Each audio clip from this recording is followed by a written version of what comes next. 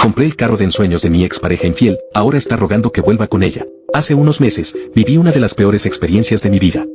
Estaba en una relación que creía que era sólida, llena de amor y confianza.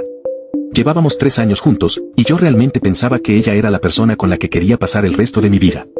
Hablábamos de planes futuros, de comprar una casa, de viajar, e incluso de formar una familia. Pero como dicen, las apariencias engañan. Un día, todo se vino abajo. Me di cuenta de que algo no estaba bien cuando ella empezó a actuar de manera distante.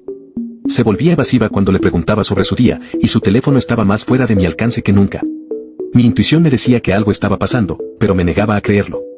Pensaba que quizás estaba estresada por el trabajo o por algo que no me había contado. Nunca imaginé lo que estaba por descubrir. Un viernes por la noche, después de semanas de sospechas, decidí que ya era suficiente. Esperé a que ella se durmiera, y revisé su teléfono. No es algo de lo que esté orgulloso, pero tenía que saber la verdad. Y la verdad fue peor de lo que imaginé. Encontré mensajes, fotos, e incluso videos de ella con otro hombre. No solo me estaba siendo infiel, sino que llevaba meses haciéndolo. Lo más doloroso fue ver cómo se burlaba de mí en esos mensajes, diciendo que yo era un tonto por no darme cuenta, que nunca le había importado realmente. Mi corazón se rompió en 1000 pedazos. Confrontarla fue aún peor.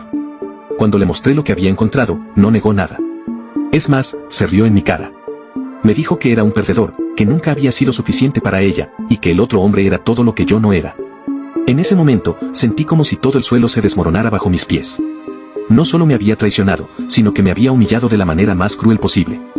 Decidí que no iba a dejar que esta situación me destruyera. 2 semanas después de esa devastadora revelación, hice algo que nunca pensé que haría: compré el carro de sus sueños.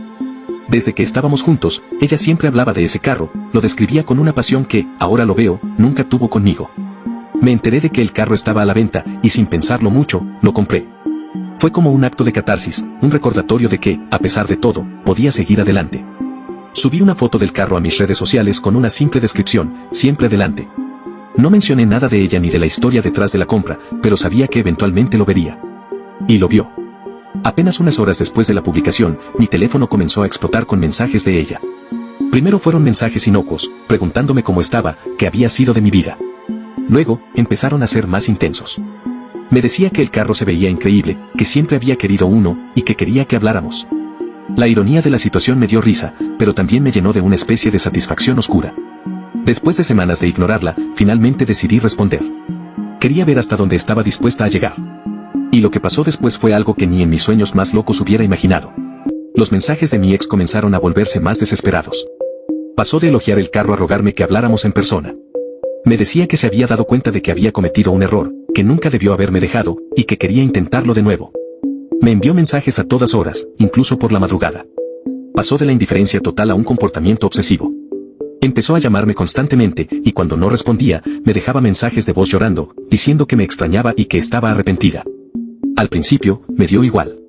Para mí, ya no era más que un recuerdo doloroso que quería dejar atrás. Pero cuanto más la ignoraba, más insistente se volvía. Llegó a un punto en el que no podía ir a ningún lado sin recibir un mensaje o una llamada de ella. Incluso empezó a aparecer en lugares donde sabía que estaría, como si intentara cruzarse accidentalmente conmigo. La situación comenzó a volverse preocupante. Lo que más me desconcertaba era cómo había pasado de ser una persona fría y cruel a alguien completamente desesperada por mi atención. Era evidente que no era por mí, sino por lo que representaba para ella ahora.